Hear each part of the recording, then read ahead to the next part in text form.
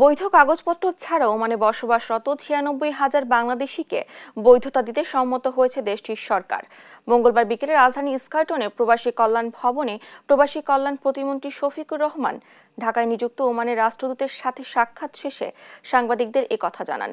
Walking কমিটির মাধ্যমে সাধারণ কর্মী ভিসায় ওমানের লোক পাঠানো হবে জানিয়ে প্রতিমন্ত্রী বলেন, ইতোমধ্যে ওমানে ১২ ক্যাটাগরিতে কর্মী ভিসা খোলা হয়েছে।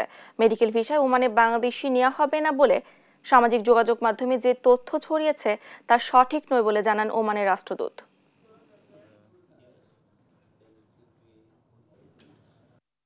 ১২ ক্যাটাগরিতে আমাদের প্রফেশনাল লোক নিবে, সেটা তারা এগ্রি করেছে। ৯৬,০০০ যেটা অবৈধ হয়ে গেছে তাদেরকে লিগ্যালাইজ করে দিবে, সেটা ভার্বালি ওয়াজ এগ্রিড।